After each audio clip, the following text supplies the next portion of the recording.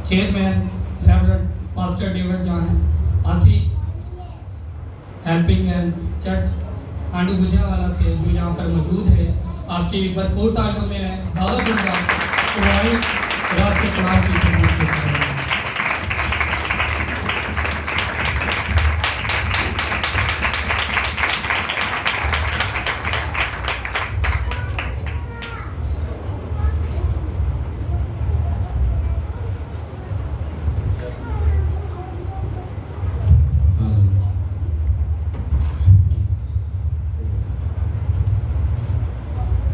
खुदावंद यीशु मसीह के अजीम कादर और जलाली नाम में आप सबों की सलामती हो।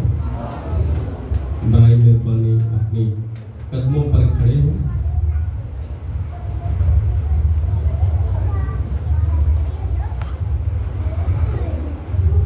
तलावत कलामे पाक के लिए इंजील की इज्जत और एहतराम के लिए, क्योंकि यीशु मसीह का कलाम ही इज्जत ताज़ीम के लायक है और उसके अदब के लिए हम यहाँ खड़े हुए हैं। सो आज तलावत पाक पढ़ेंगे।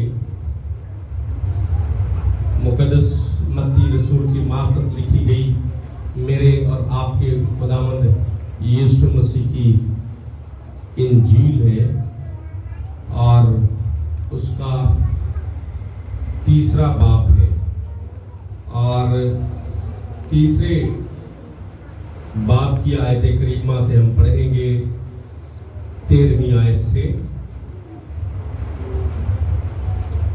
लिखा है, उस वक्त यीशु गलील से यरदन के किनारे यूहन्ना के पास उससे बपतिस्मा लेने आया,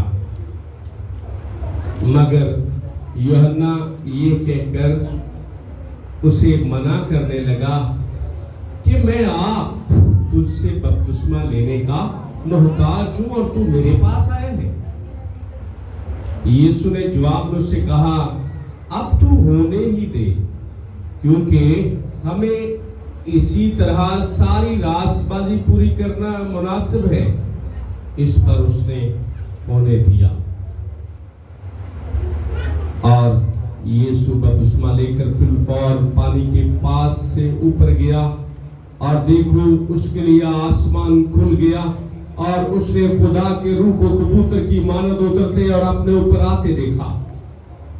और देखो आसमान से ये आवाज आई कि ये मेरा प्यारा बेटा है जिससे मैं खुश हूं। खुदावंद अपने कलाम के वसीले से मुझे और आप सबको बरकत अता करे। आमीन। बैठे, शुक्रिया।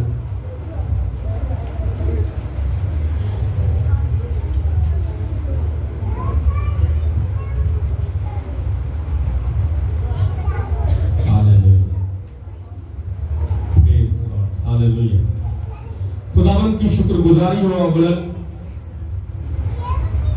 जो कुदरत, जोर और हिकमत वाला खुदा है, जो मेरा और आपका रब है, जो रब्बे कदूस है, जो रब्बे गफूर है, जो हय्युल क़य्यूम है, जो खुदाए गफार है, जो इबदियत का बाप और सलामती का शहजादा है, जो मालिक कौनैन है, वाली रहमत है, वो यहां भी मौजूद है और अर्श मौला पर भी है, फर्श खाकी पर भी, अपने घर में भी, वो हर जगह मौजूद है, क्योंकि वो लामहदूद खुदा है। उसके हम सभी शुक्रगुजार हैं। और सानियन, मैं मियां डॉन चर्च के मकामी पासबान जनाब मोहतरम आले जनाब पास्टर मंशा सादिक साहब और उनके साथ जो को पास्टर हैं आले जनाब मोहतरम बुजुर्ग इकबाल मसीह साहब, जो बड़े काबिल एहतराम है और हम उन्हें चचा जी भी कहते हैं और हैं, उनका मैं शुक्रगुजार हूं। इसी तरह से पास्टर दिलशाद मनीर साहब का और जनाब रहमत मसीह खोखर साहब, सेठ रामर साहब का शुक्रगुजार, और यहाँ की मकामी कलीसिया का, जितने भी मकामी कलीसिया के लोग हैं और इस चर्च के साथ जुड़े हुए संडे सर्विस में आते या दीगर इबादत में, उन सब का मैं तहे दिल से शुक्रगुजार हूं, क्योंकि उन्होंने हम सबको यहाँ दावत दी। मुझे, मेरे साथ जितने भी खादमीन हैं, उन सबको यहाँ बुलाया। इस बात के लिए हम खुदा के शुक्रगुजार हैं। और मकामी कलीसिया के अलावा जितने भी कलीसिया के मोमिनीन यहाँ तशरीफ फरमाए, उन सबों के लिए भी मैं खुदा की शुक्रगुजारी करता हूँ। और आपको आज खुदा के कलाम के इस हिस्से में वेलकम करता हूँ, खुशामदीद कहता हूँ। और मैं गुजारिश करता हूँ पास्टर मंशा सादिक साहब के लिए कि आप यहाँ तशरीफ ले आए, और बुजुर्ग पास इकबाल साहब को भी बैठाने के लिए चेयर इधर इंतजाम किया जाए या इधर सामने आए। Praise Lord.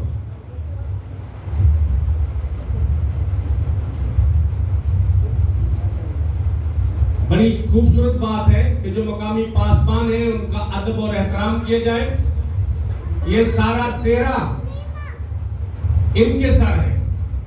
और पास्टर मंशा सादिक साहब के बारे में मैं कहना चाहता हूँ, नहायत ही शरीफुल नफ्स है और पिछले 3-4 दिन से बुखार में मुब्तला है, और इसी हालत में वो आज भी आए। सुबह उनके घर भी गए, दुआ की, उनकी आदत भी की, रेगुलर मॉर्निंग प्रेयर में हांडू गुजरा वो शामिल होते। 2 दिन वहां शामिल ना हो सके, बच्चे भी बीमार थे, बुखार की हालत में थे, तो भी उन्होंने ये जिम्मेदारी किसी दूसरे के कंधों पर नहीं डाली, और फिर बुखार की हालत में वो दावतनामे देने गए और सबों को दावत दिया, बुलाया है कि आप खुदा के घर में आए ताकि खुदा की इबादत बंदगी और परस्तश हो। सो इस बात के लिए मैं नहायत शुक्रगुजार हूं पास्टर मंशा सादिक साहब का। मैं चाहता हूं उनके लिए जोर भर क्लैपिंग की जाए। और जो मकामी पासबान है उनके गले में भी माला पहनाई जाए कलाम के बाद। अभी जब कलाम हो तो इंतजामिया जो मकामी पासबान है और जो बढ़ चढ़कर हिस्सा लेते हैं चर्च में, रहमत मसीह खोखर साहब दीगर, उनकी भी हौसला अफजाई की जाए। ये बहुत अच्छी बात है। खुदा आप सबको बहुत ज्यादा बरकत दे।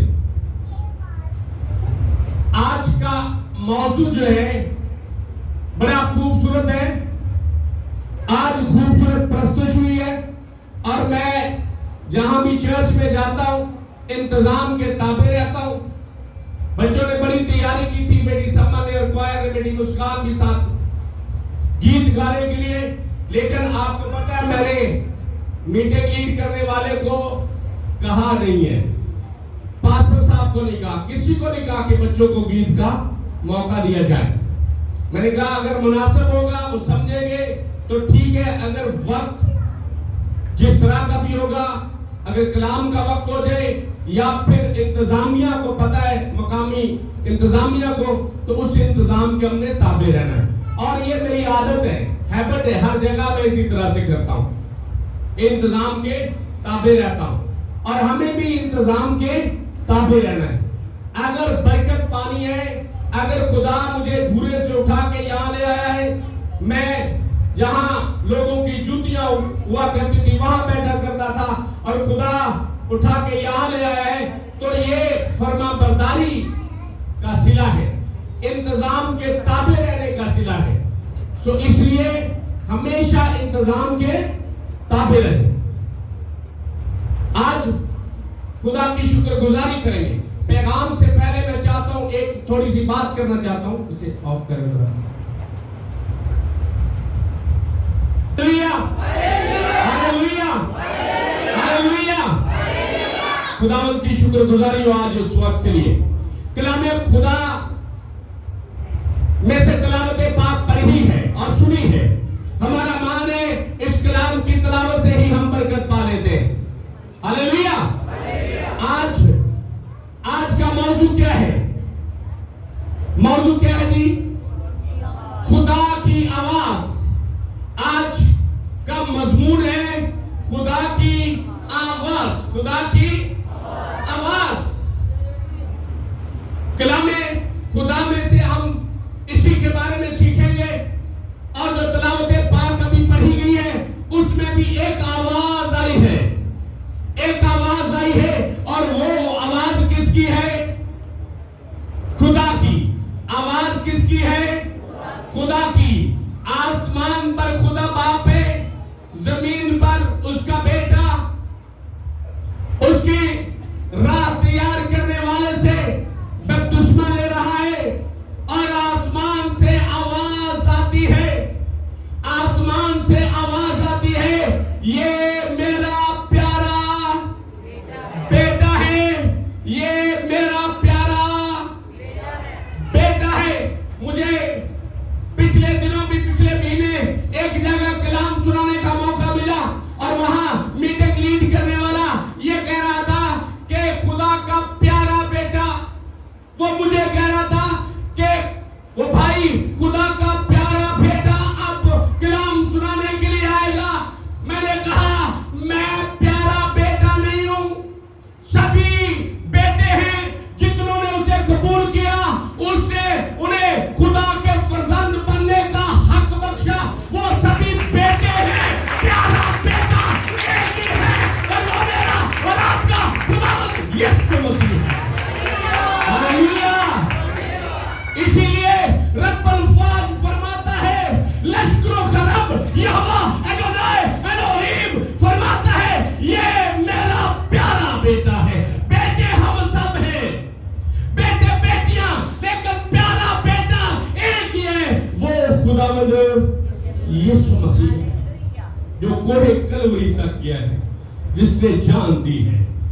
हम प्यारे बेटे नहीं है, हम सिर्फ क्या है? बेटे। खुदा ने हमें बेटा कहा है, प्यारा बेटा खुदावंद यीशु मसीह है। और उसे कहा है ये मेरा प्यारा बेटा है जिससे मैं खुश हूं। हमसे तो कभी कभी मां बाप राजी नहीं होता, ऐसा है या नहीं? बाप को खुश करना, जमीनी बाप को खुश करना मुश्किल हो जाता है। और तब वो दौड़ करते रहे, दिन रात मेहनत करें, तो जाकर वो भी कहीं जाकर कोई जाकर है कि इस राज तक पहुंच जाए कि वो बाप और मां को राजी कर ले, खुश कर ले। इसलिए सिर्फ एक ही हस्ती है, मेरे और आपके खुदावंद यीशु मसीह। कलामे खुदा में, बाइबल मुकद्दस में सबसे पहले खुदावंद की आवाज जो सुनाई दी वो बागे अदन में। कहा? बागे अदन, बागे अदन। ये बेटा जो झंडे वाला बेटा है, क्या मार रहे हो उसे? आप क्या उसे मार रहे हो? 14 अगस्त नहीं है बेटे। बाइबल मुकद्दस में सबसे पहले जो खुदा की आवाज है वो बागे अदन में सुनाई दी। पहले जोड़े को अब्बुल बशर आदम, अम्मेल बशर मां हवा, जब खुदा ने हुक्म दिया था कि ये दरख्त जिसका मैंने मना किया है, जो बाग के दरमियान है, इसका फल तुम्हें ना खाना। और इब्लीस बड़ा चालाक था, शैतान बड़ा चालाक था। जब वो हम सब की मां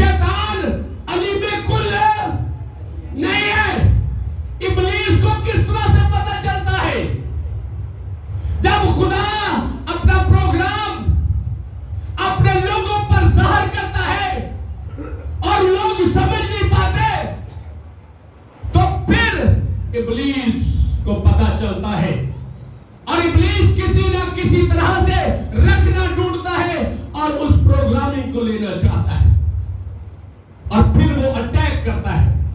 यहां पर भी उसे ये नहीं पता कि किस दरख्त के बारे में कहा है, इसलिए वो एक वायरस भेजता है, अटैक करता है और गोल गोल बात करता है। कहता है क्या बाग के किसी दरख्त का फल तुम ना खाना? हालांकि वाज़ेह तौर पर खुदा ने कहा था। इब्लीस की उसका मतलब है वाज़ेह तौर पर पता नहीं है, वो ढूंढ रहा है, कोशिश कर रहा है, रखना ढूंढ रहा है और उसे रखना मिल गया। लिखा है औरत ने शाम से कहा कि बाग के दरख्तों का फल तो हम खाते हैं, बाग के दरख्तों का फल तो हम खाते। बड़ी मर्तबा हमसे कोई बात पूछता ही नहीं और हम खुद ही बताना शुरू कर देते, खुद ही बताना शुरू कर देते, कोई पूछता भी नहीं। और बड़ी मर्तबा कोई पूछता है और हम नहीं बताते, कोई पूछता है हम नहीं बताते। याद रखें, यहां पर कहा जाता है कि हम फल तो खाते हैं पर जो दरख्त बाग के बीच में है, इसका इल्म नहीं था शैतान को, लाइल्म था इससे, इसलिए उसने अटैक किया, वार किया है, निशाना लगाया है कि देखता हूं ठीक लगता है या गलत। और फिर लिखा है कि बाग के बीच में है, उसके फल की बाबत खुदा ने कहा है कि तुम ना तो उसे खाना और ना छूना वरना मर जाओगे, वरना मर जाओगे। वो रखना ढूंढता था, उसे रखना मिल गया। हवा ने सब कुछ उसे बता दिया, किसी दरख्त का नहीं, जिस दरख्त का कहा है हाँ मैं तुझे बताती हूं। घर के भेद, खानदान के भेद, क्रिश्चियन के भेद, राजदारी के भेद मैं तुझे बताती हूं। मैं हूं जो सारे भेद बताने वाली हूं। और फिर तो आसानी से अटैक कर लेना। बड़ी मर्तबा हम खानदानों में, कलीसियाओं में हम इसी तरह से करते हैं और एक जुमला है, एक लफ्ज है, कहते हैं chatter box. Chatter box English में चैटर बॉक्स, उर्दू में बातूनी। उर्दू में क्या है? बातूनी, बातें करने वाला, ज्यादा बातें करने वाला शख्स, ज्यादा बोलने वाला शख्स। और हमेशा याद रखिए, जो ज्यादा बोलने वाला शख्स होता है वो कम सुनने वाला होता है, वो कम सुनने वाला होता है। आप तजुर्बा कर लीजिए। क्यों? क्योंकि दूजे को कही जाएगा पा तेरी गल वड्डी होती है, तेरी गल वड्डी होती है, ओदी गल टोक के अपनी गल शुरू कर दे। तेरी गल वड्डी होती, भावें ओदी गल एक गिट्ठ होवे, तेरी 10, एदी गल भावें 10 गिट्ठा हो, कह देगा पा तेरी गल वड्डी होती ते ओनु टोक देगा। ते या फिर कईयां दा ये जुमला होंदा है, इस तो थोड़ा जिहा खूबसूरत जुमला होंदा है, ओ की कहंदे ने भाजी ਤੁਹਾਡੀ ਗੱਲ ਨੂੰ ਵੱਡਿਆ ਕਰਦੇ, ਪਰ ਤੁਸੀਂ ਆਪਣੀ ਜ਼ੁਬਾਨ ਬੰਦ ਕਰੋ, ਮੈਂ ਗੱਲ ਕਰਾਂ। ਭਾਜੀ ਤੁਹਾਡੀ ਗੱਲ ਨੂੰ ਕੀ ਕਰਨਾ? ਵੱਡਿਆ करना। ये याद रखें, ये आदत नहायत बुरी है और खुदा को पसंद नहीं है। खुदा को पसंद बोलने में धीमा, धीरा, सुनने में तेज। खुदा ने क्या कहा है? खुदा का कलाम क्या कहता है? बोलने में क्या हो? धीमे हो। बोलने में, बोलने च घट ते सुनने च ज्यादा। जबान एक दिती है ते कान दो दिते ने। मतलब की होया? बोलना एक हिस्सा, सुनना दो हिस्से। बोलना एक हिस्सा ते सुनना दो हिस्से। लेकिन लोग इस तरह से वो दो कानों के भेद को नहीं समझते, वो दो कानों के भेद को नहीं समझते क्यों दो काम दिए, जुबान क्यों एक दी है। याद रखें, यहां पर अमीर बशर ने सब कुछ भेद बता दिया, राजधानी की बातें बता दी, और फिर उसे यह भी बता दिया कि मैं कलाम से नावाकिफ हूं, कलाम से नावाकिफ हूं। बड़ी मर्तबा पारी साहब के नाल या जेडे टीम के रुकन होंगे ने ते पारी साहब दे चुप होंगे ने, तो कोई सवाल पूछे तो कोई होर दी होर गल कर देंगे ने, तो उत्थे फिर फसदा कौन है? पारी साहब नहीं होंगे जी, फसदा कौन है? क्लियर फिर होना कर दे नहीं, इन्हां दे कहण दा मतलब है जे मैं हुण तैनूं समझाऊंगा। याद रखें, यहां पर भी इसी तरह से हुआ है। शैतान ने जब पूछा, उसने वार किया और इसे सब कुछ बता दिया। कहा कि तुम ना तो उसे खाना और ना छूना वरना मर दोगे। छूना लफ्ज कलाम को जानती नहीं थी, छूना लफ्ज अपने पास से लगा दिया। छूना खुदा ने नहीं कहा, खुदा ने ऐसा नहीं कहा कि तुम ना उसे खाना और ना, खुदा ने क्या कहा? तुम ना उसे खाना वरना तुम मर दो। लेकिन ये क्या कहती है? ना उसे छूना और ना खाना। याद रखें, हम भी बड़ी मर्तबा अमीर गहराइयों को जिनका में इल्म ना हो, हम अपने पास से इजाफा कर देते हैं या घटा देते हैं। खुदा के कलाम को फैलाना और घटाना बहुत बड़ा गुनाह है, बहुत बड़ा गुनाह है। और मुकाशफा की किताब में लिखा है, जो इसको घटाता या बढ़ाता है, आपके बलाएं क्या होगी उस पर आ जाए। यहां पर फिर जब इसने किया तो फिर आ गई आपने। इससे बड़ी आफत क्या है? खुदा की हुजूरी से निकल जाना।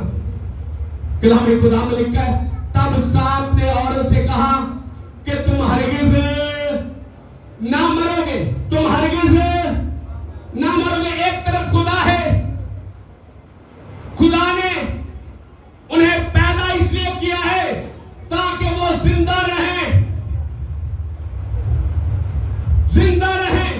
मरे ना। इसीलिए तो खुदा कह रहा है कि उसे ना खाना ताकि तुम हयात रहो, जिंदा रहो। खुदा चाहता है वो जिंदा रहे, लेकिन यहां पर शैतान कहता तुम हरगिज ना मरोगे। चैलेंज कर रहा है, दावा कर रहा है। बड़ी मर्तबा पासबान आपको कुछ कहता है, बाजी जी, भाई जी, अब खुदा पर ईमान रखे, ऐसा कुछ नहीं होगा। कोई दूसरा तीसरा आता है, पता लेता है, साथ कुछ सिक्के देता है, कुछ फल लाता है और कान में कुछ कह जाता है। कोई बात नहीं, पास्टर साहब अपनी जगह है, लेकिन एक जगह है, यहां मैं गया था, मेरा फलां गया था, वहां चले जाओगे तो कुछ नहीं होगा। पारी साहब को क्या पता लगना। याद रखें, खुदा कुछ कहता है और शैतान किसी तरह से उकसाता है।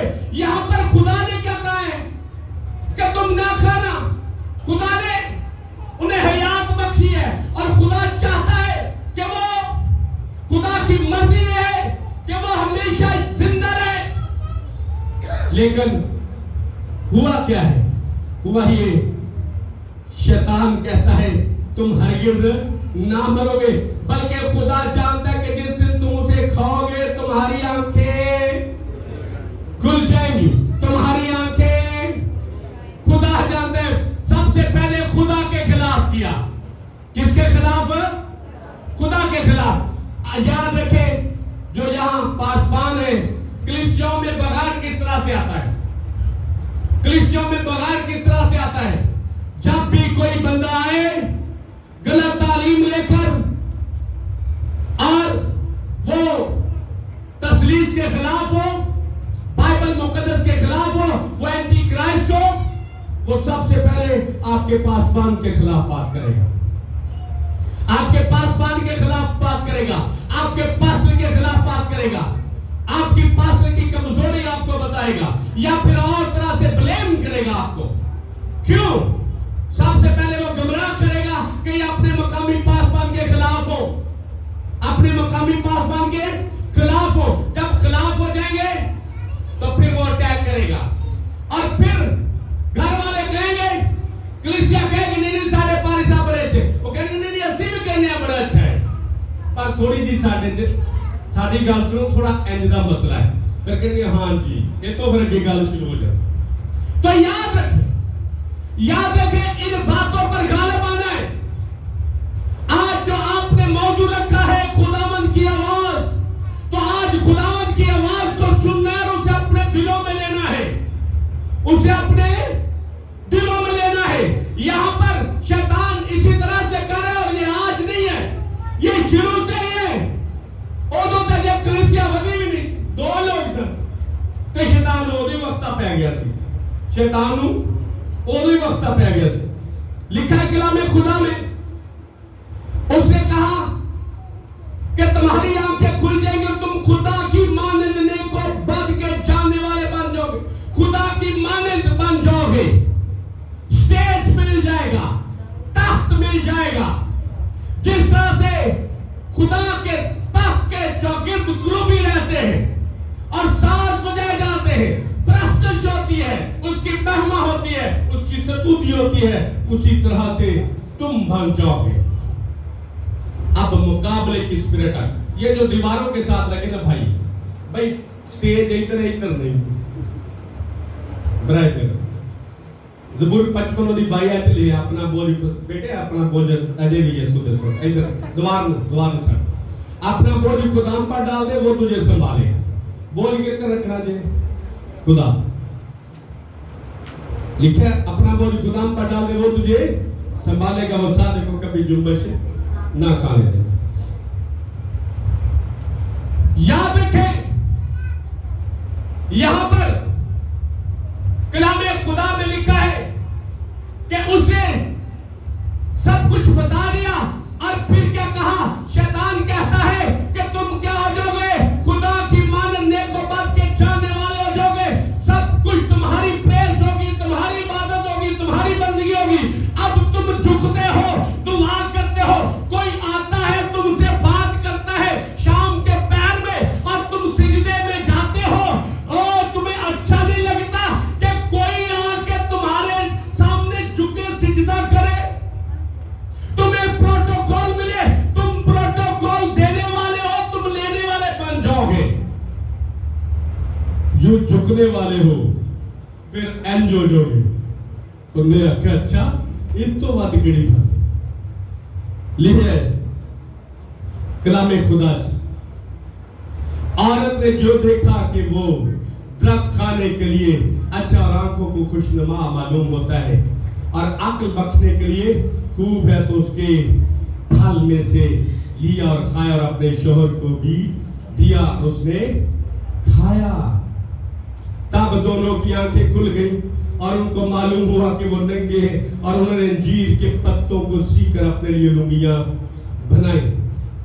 और फिर लिखा है, और उन्होंने खुदावंद खुदा की आवाज जो ठंडे वक्त बाग में फिरता था सुनी। जब नंगे हो गए, पता चल गया, उससे पहले कोई इल्म नहीं, क्योंकि गुनाह को जानते नहीं, बदी को जानते, नाफरमानी उनकी जिंदगी में नहीं है, फरमा बरदारी है। कुर्बानी चढ़ाने से हुक्म मानना बेहतर है, उन्होंने हुक्म नहीं माना। यहां मैं वाजे करना चाहता हूं, बड़े लोग ये कहते हैं कि ये खुदा ही की मर्जी थी। अगर खुदा की मर्जी ना होती तो आज इतनी दुनिया होती। बहुत सारे लोग इस बात को ये कहते हैं कि ये खुदा की मर्जी थी, खुदा ने एक खेत बनाई थी। ऐसा नहीं है, हम भी उसी तरह से ब्लेम कर रहे खुदा पर। अगर हमारी सोच ऐसी है तो ब्लेम गेम है।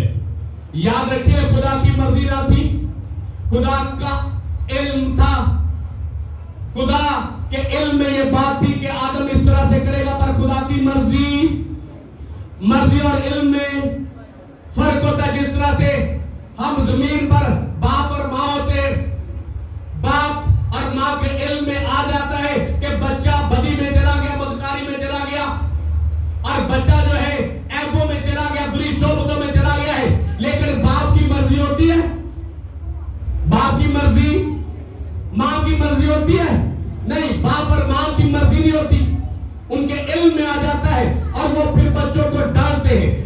याद रखें, खुदा के इल्म में सब कुछ पेशतर से है।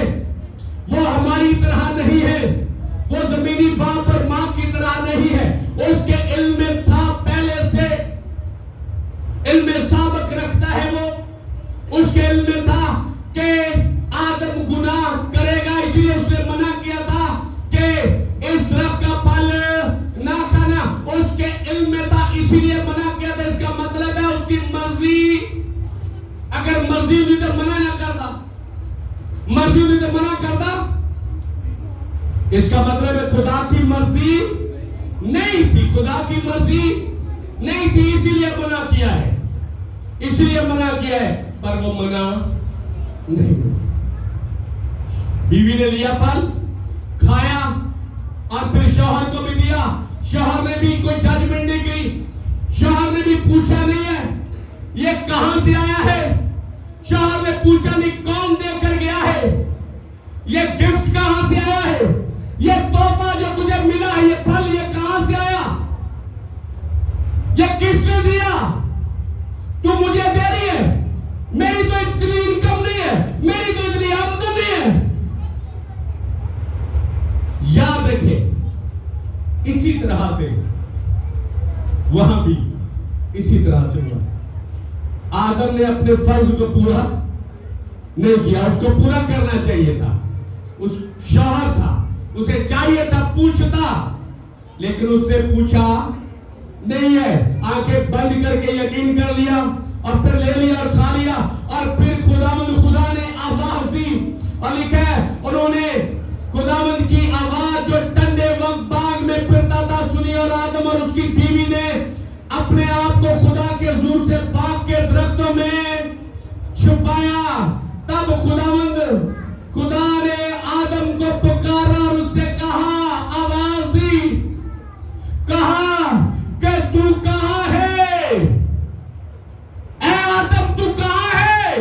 बहुत सारे लोग कहते हैं खुदा को पता नहीं था वो कहां है, खुदा जानता था वो कहां है। खुदा उसे पूछ रहे, ऐ आदम तू क्यों छुप रहा है, तू कहां है, मैं पूछता हूं तू कहां है। मैंने तेरा रुतबा यहां बनाया था, तुझे इज्जत बख्शी, तुझे इख्तियार बख्शा, अब बता तू कहां है। उस स्टेज पर है या फिर नीचे गिर गया है, तू गिरावट का शिकार हो गया है। देख, सोच कि तू कहां है, अपने मकाम को सोच। मैंने तुझे जो मकाम दिया था, मैंने तुझे जो रुतबा दिया था, मैंने तुझे जो इज्जत दी थी, तूने वो सब कुछ गंवा लिया है। तूने उसको नाचीज जाना है, तूने मेरे हुक्म को नाचीज जाना है। अब तू देख तू कहां है, तू कहां है। खुदा आज भी आवाज देता है, तू कहां है। आज भी हम बड़ी मर्तबा उसकी आवाज को सुनते नहीं है, उस पर ध्यान नहीं लगाते, और हम आज भी उसी तरह से छुपते फिरते हैं जिस तरह से वो छुप गए, अपने आप को छुपा लिया और नाकाम कोशिश की। हम आज भी इसी तरह से करते हैं। कलाम खुदा में इसके असरात क्या हुए? खुदा ने उन्हें भागे अदन से बाहर कर दिया, हम सब जानते हैं, और गुनाह के असरात सब पर पड़े। बागे अदन में शेर भी था, चीता भी था, हाथी भी था, सांप भी था, बिच्छू, सब कुछ, चित्रंद प्रेम सब कुछ थे। शेर था, दांत थे, लेकिन दांतों में दरिंदगी नहीं थी, दांतों में दरिंदगी नहीं थी। दूसरे जानवर थे, सांप था, उसके मुंह में जहर था, लेकिन जहरीलापन नहीं था, वो किसी को काट नहीं सकता था, किसी को काट नहीं सकता था। सब कुछ किस वजह से हुआ? गुनाह की वजह से। जब गुनाह हुआ तो जमीन उनके स्वभाव से लानती था, गुनाह आ गया। ऐ आदम तू कहां है? और जब गुनाह का असर उनकी जिंदगी में आया तो फिर वो जो खुदा की हुजूरी में रहा करते थे, खुदा उनसे बात करता है, खुदा आदम से रूठ जाता है, जुदाई पड़ जाती है। हत्ता कि कलाम खुदा में कहनों के बारे में भी हुक्म है। खुदा ने हारून कहन को कहा था कि तू जुब्बा पहन के मेरे हजूर आ, जुब्बा पहन के मेरे हजूर आ। जरा एक हवाला पढ़ेंगे खरूज की किताब में से 28वां बाब और उसकी कलाम खुदा में से 35वीं आयत पढ़ेंगे। पास इमरान साहब अगर आप पढ़ दें खरूज, हाँ जी, 28वां बाब। कलाम मुकद्दस में कुछ इस तरह लिखा है, इस जुब्बा को हारून खिदमत के वक्त पहना करे ताकि जब वो पाक मकाम के अंदर खुदावंद के हुजूर जाए, ताकि जब वो पाक मकान के अंदर जी खुदावंद के हुजूर जाए, जब वहां से निकले तो जी उसकी आवाज सुनाई दे, तो उसकी आवाज सुनाई दे। ता ऐसा ना हो कि वो मर जाए, ता ऐसा ना हो कि वो मर जाए। जब पहले खुदा की आवाज आती थी बागे अदन में, तो वो आवाज जिंदगी बख्शती है। जब आवाज आती है तो जिंदगी बख्शती है। अब गुनाह के सबब से खुदा आवाज देता है और खुदा हुक्म देता है कि ऐसा ना हो कि मेरी आवाज आए और अगर जुब्बा ना पहना हो, लिबास ना पहना हो, ज़ेब तब ना किया हो, तो हारून का आना है और जब मैं आवाज दूं तो वो मर जाए। वो आवाज सुने और मर जाए। अब आवाज से क्या हो रहा है?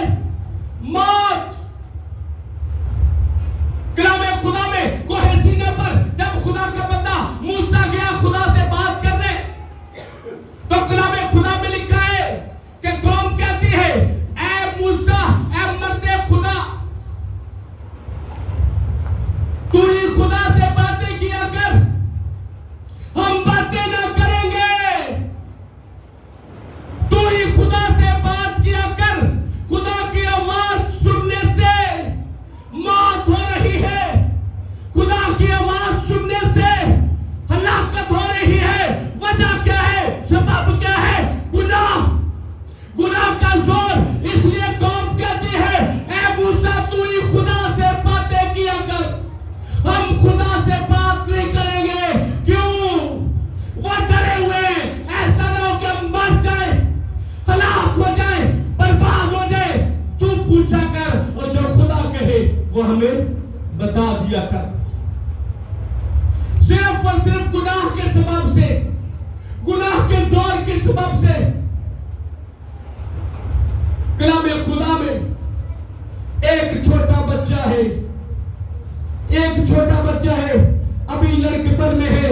उसकी मां ने उसे हैकल में पेश कर दिया, उसकी मां ने उसे हैकल में पेश कर दिया। और कलाम खुदा में लिखा है, वहां काहन भी है जिसका नाम एली काहन है। हम सब जानते हैं एली काहन के बच्चे बड़े नाफरमान थे। एली काहन के बच्चे बड़े नाफरमान थे, खुद भी मर गया और बच्चे भी मर गए। नाफरमानी के सबब से था भी वो काहन कहानत की खिदमत पर था। हैकल में है और हैकल में कलाम खुदा में सैमुएल की पहली किताब उसके 3रे बाब में उसके पहली आयत से 10वीं आयत तक ये खूबसूरत वाक़या है कि उसकी मां हन्ना जिसने उसे मांग कर पाया था, वो उसे छोड़ आई है हैकल में और साल के बाद जाती है और बड़े प्यार से 1 साल वो इंतजार करती है कि मैं अपने बेटे को जाकर देखूंगी। और वो अपने जहन में फरमाइश कर लेती है कि मेरे बेटे का कद इतना हो जाएगा। और साल के बाद जब भी वो जाती है तो जुब्बा उसे पहनाती, जुब्बा अपने हाथों से तैयार करती। ममता है, मां है, क्या कहा जाए। वो इतना प्यार करती है और उसे बचपन में छोड़ा है, छोटा होते ही उसे छोड़ा ही है, खुदा की हैकल में छोड़ा ही है, खुदा के घर में छोड़ा ही है बच्चा। एली काहन बैठा है, वो लेटा है एक तरफ, खुदा आवाज देता है, शैमुएल शैमुएल, खुदा की आवाज आती है। और इससे पहले लिखा है कि खुदा ने बोलना बंद कर दिया था, रोया बंद हो चुकी थी, मुकाशवा खुदा का बंद हो चुका था, खुदा आपने भेद देना छोड़ गया था। और उसके बाद जब खुदा जाहिर होता है तो एक बच्चे पर जाहिर होता है, वो बच्चा जो दिल का खालिस है। बेटे सीधे होके बैठो, पहले मैंने कहा वो बच्चा जो दिल का सच्चा है, खुदा से प्यार करने वाला है, छोटा है, कहले अभी उम्र फीडर पीने की है, अभी फीड करने की उम्र है, अभी दूध पीने की उम्र है, अभी खेलने कूदने की उम्र है, अभी दुकानों पे जाने की उम्र है, अभी बाप को मां को लाड दिखाने की उम्र है, लेकिन मां छोड़ आई है क्योंकि वादा खुदा से किया है। और वो बच्चा खुदा की हैकल में है, उसने एक बार भी अपनी मां से नहीं कहा ऐ मां मुझे अपनी छाती से लगा, मैं नहीं जाऊंगा, ये वादा किया तो तूने किया, तू जाने, तेरा रब जाने। उसने कहा जो मेरी मां ने कहा है मैं उसकी पालना करूं।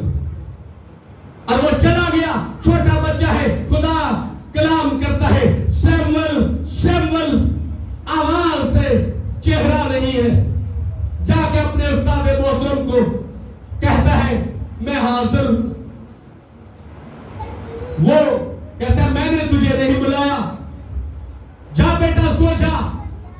फिर सो गया, फिर आवाज आई सैमुअल सैमुअल, फिर गया, ए उस्ताद मैं हाजिर हूं, बता। कहता मैंने तुझे नहीं बुलाया, तू बेखाबी की हालत में है, जा सो जा, लेट जा मेरा बेटा। गया, फिर आवाज आई, फिर वो आया, फिर उस्ताद को पता चला कि खुदा इसे बुला रहा है, फिर हदायत देता है, हदायत रुश्ता देता है, कहता है जा, जब अब तुझे कोई पुकारे आवाज आए तो कहना फरमा तेरा बंदा सुनता है। आवाज आई सैमुएल सैमुएल, छोटा बच्चा है, कहता है ए खुदा बता तेरा बंदा सुनता है। बड़ी खूबसूरत बात है बच्चा, कलाम बच्चे पर नाज़िल हो रहा है शागिर्द, कलाम शागिर्द पर नाज़िल हो रहा है। जो उस्ताद है वही बैठा है, वो खाली है। क्यों? क्योंकि बच्चे ना फरमान है, घर पर वो कंट्रोल नहीं कर सका, घर का इंतजाम इंतजाम नहीं संभाल सका, खाली हो गया बच्चों की वजह से, औलाद की वजह से। खुदा बच्चे से बोल रहा है और उससे बोलता नहीं है। चाहिए था खुदा उससे बात करे और वो बच्चे को समझाए, चाहिए था खुदा उसे बताए और वो अपने शागिर्द को बताए, लेकिन किस तरह की तरतीब हो गई है।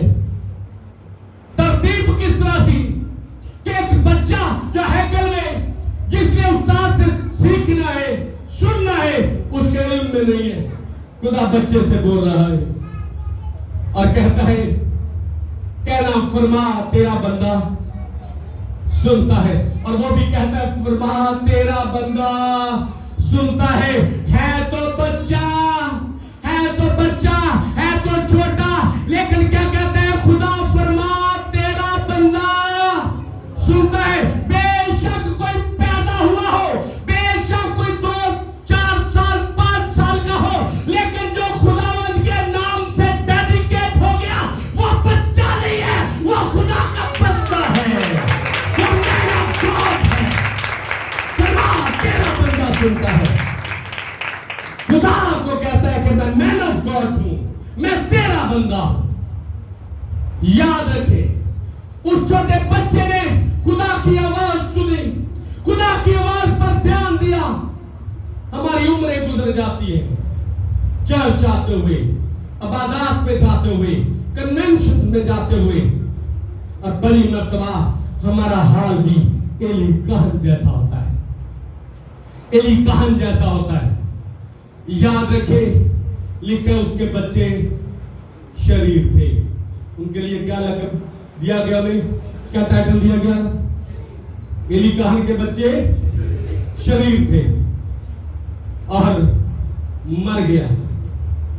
आज याद रखिए हम जो खिदमत में हैं और हम जो शादीशुदा हैं, जिनकी औलादें हैं, हम पे बड़ी जिम्मेदारी है, हम पे बड़ी जिम्मेदारी है। हम औलाद के मुख्तार है, मालिक नहीं है। हम औलाद के मुख्तार है, मालिक नहीं है। और हमने खुदा की आवाज को सुनना है। जब सुनेंगे, बच्चों को सुनाएंगे, तो खुदा हमसे बोलता जाएगा, खुदा हमसे बोलता जाएगा। और अगर हम खुदा की आवाज सुनना बंद कर देंगे एली कहन की तरह, तो फिर खुदा हमसे बोलना बंद कर देगा। एली को खुदा ने कहा था अपने बच्चों को कंट्रोल कर ले, वो ना कर सका। याद रखें,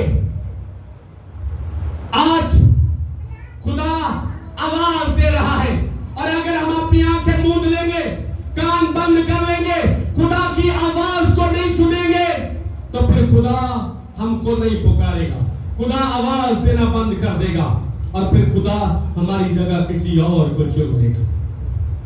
एली की जगह एक बच्चे को चुन लिया, और वो भेद आइंदा की खबरें खुदा ने सैमुअल पर ज़ाहिर की, सैमुअल पर ज़ाहिर की। ये वो बच्चा है, मां ने मांगा था खुदा के हुजूर से बच्चा, औलाद, ऐ खुदा मुझे औलाद।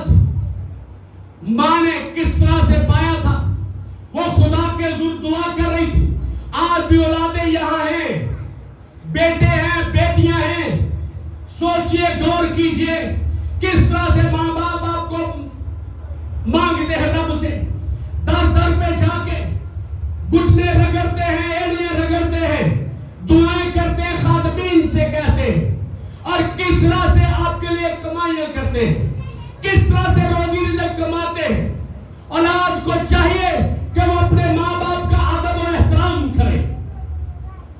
हन्ना ने औलाद को पाया, सताई हुई थी अपनी सौत की, और खुदा के हुजूर गई, दुआ करने लगी, होठ बंद थे, लब बंद थे, और जब खुदा के घर गई है तो लब खुल गए हैं, लब खुल गए हैं, घर में होठ बंद है। जब उसकी सौत उसे छेड़ती है, सताती है, ताने देती है, तो ये उसे कुछ जवाब नहीं देती, उदास हो जाती है, लेकिन उसे जवाब नहीं देती, उसके सामने नहीं बोलती। बड़ी मर्तबा हम भी अगर कोई शरीर, अगर कोई गलत बंदा बात करता है, वो एक करता है, और हम कहते हैं हम चार सुना के रहेंगे, तब तक हमें हौसला नहीं होगा। वो खामोश है। खुदा के घर में आगे, जिस तरह हम खुदा के घर में, हैकल में आगे, और हैकल में आकर वो खुदा के हुजूर दुआ करना शुरू हुई।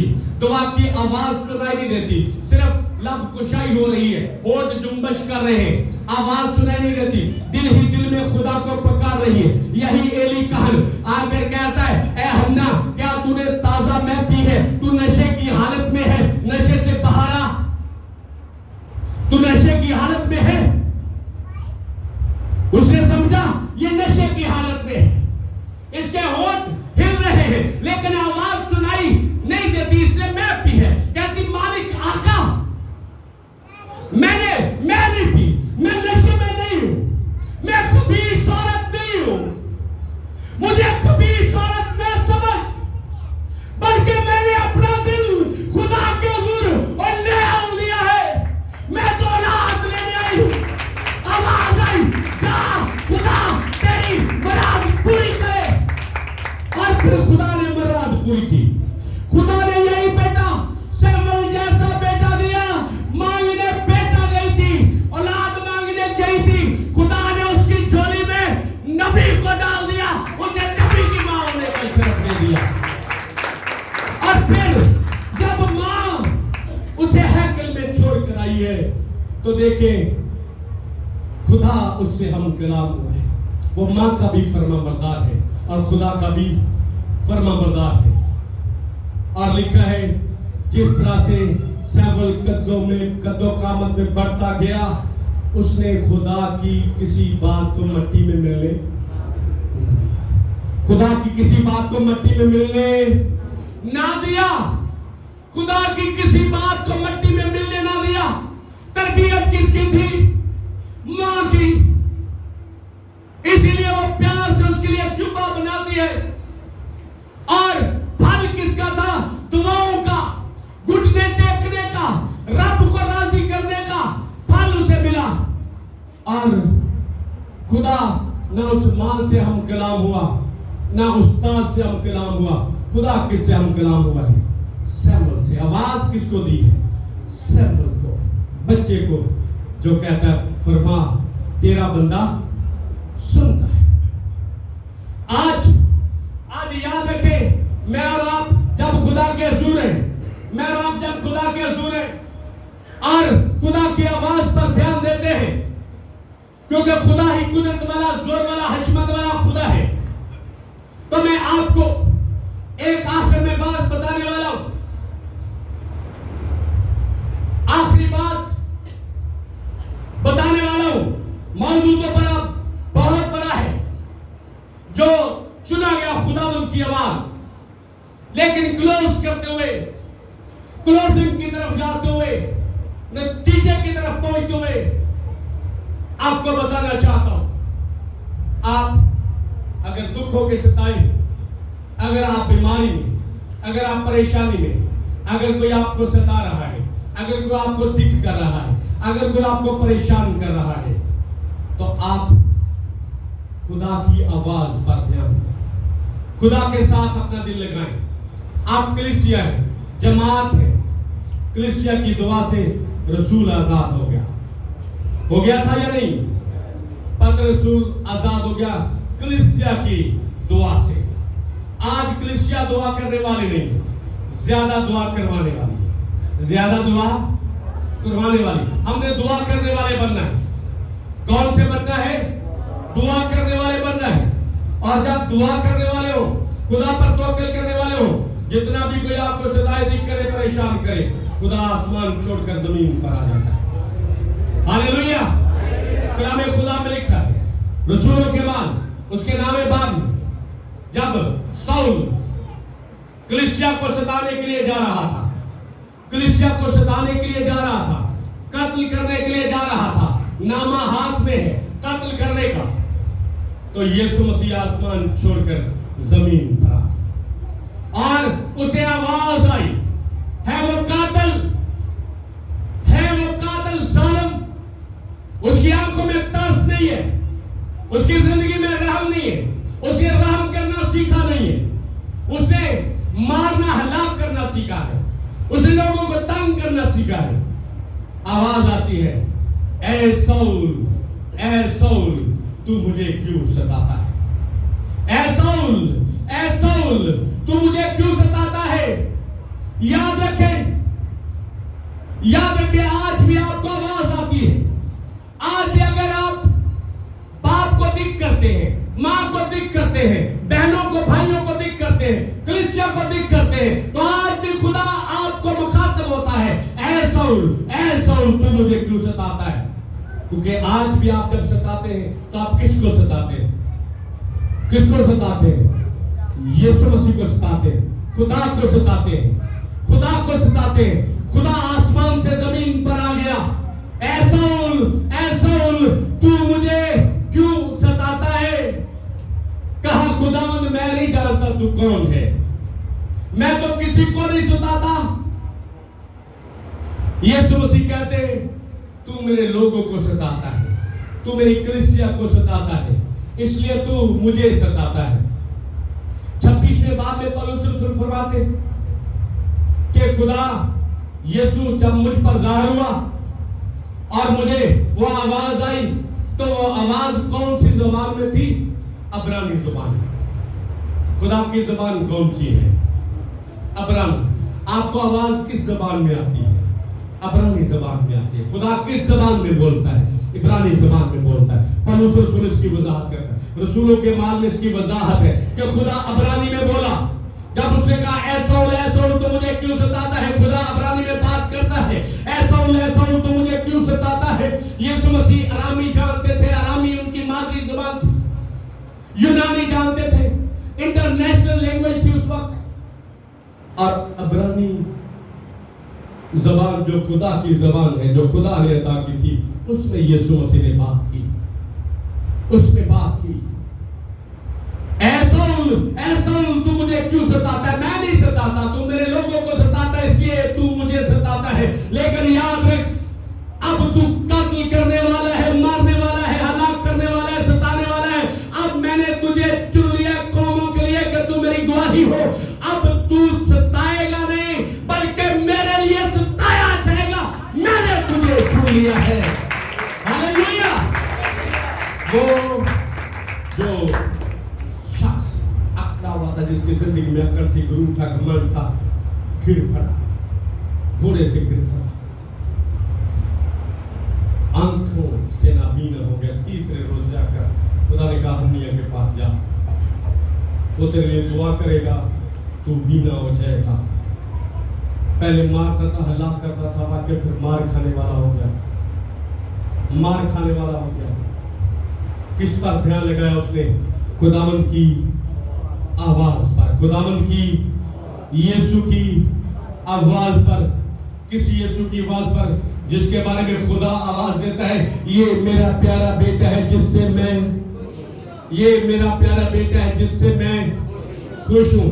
आज याद रखिए औलादो, आपके माँ बाप अगर आपसे परेशान हैं, खादमों, डेडिकेट लोगों, अगर कलीसिया आपसे परेशान है, वालिदैन अगर रिश्तेदार आपसे परेशान है, तो खुदा आपको आवाज दे रहा है। खुदा आपको आवाज दे रहा है। खुदा की आवाज पर ध्यान लगाइए। खुदा आज भी कहता है, ऐ सौल तू मुझे क्यों सताता है? आज याद रखिए, मेरा और आपका रवैया किस तरह का है। हम सौल जैसी जिंदगी बसर कर रहे हैं, या फिर हम पलूस जैसी जिंदगी बसर कर रहे हैं? हम में नयापन आया है या नहीं? पलूस जिसका मतलब छोटा, वो जो बड़ा बनता था, खुदा ने उसे क्या बना दिया? छोटा बना दिया। हम में से हर एक बड़ा बनना चाहता है, बड़ा बनना चाहता है। हम खुदा की आवाज पर ध्यान नहीं देते। आज ध्यान दीजिए, ध्यान दीजिए खुदा आपको क्या कह रहा है। ध्यान दीजिए खुदा आपसे क्या बात कर रहा है। ध्यान दीजिए खुदा की मर्जी आपके बारे में क्या है। उसे सुनिए, कबूल कीजिए और कबूल करके लोगों तक लेकर जाइए। खुदा मुझे और आपको इस कलाम के वसीले से बरकत